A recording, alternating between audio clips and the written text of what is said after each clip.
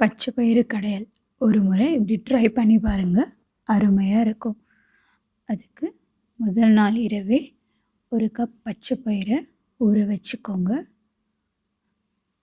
மறுநாள் அது ஒரு குக்கரில் சேர்த்து அதுக்கு தேவையான தண்ணீர் சேர்த்து அதில்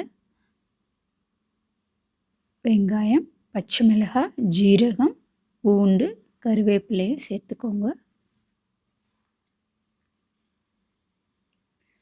தேவையான மஞ்சத்தூள், எண்ணெய், ஒரு தக்காளி சேர்த்து குக்கரை மூடி 3 விசில் விட்டு வேக வச்சுக்கோங்க.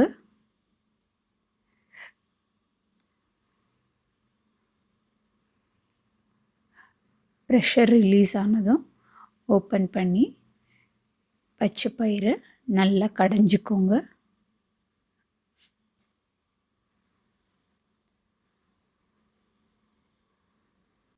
ஒரு பேனில் 1 ஸ்பூன் நெய் விட்டு அதில் கடுகு, உளுத்தம்பருப்பு, ஜீரகம் தாளித்து வெங்காயம், கருவேப்பிலை, காஞ்ச மிளகாய் சேர்த்து நல்லா வதக்கிக்கோங்க.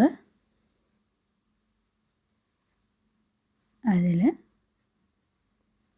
1/4 ஸ்பூன் மஞ்சள் தூள் சேர்த்து நல்லா வதக்கி கடைஞ்சி வச்ச பச்சை பயிரில் சேர்த்து நல்லா கலந்துக்கோங்க.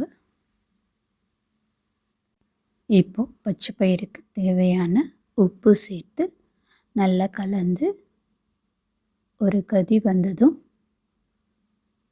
கொத்தமல்லி சேர்த்து இறக்கினா அருமையான பச்சை பயிறு கடையல் ரெடி.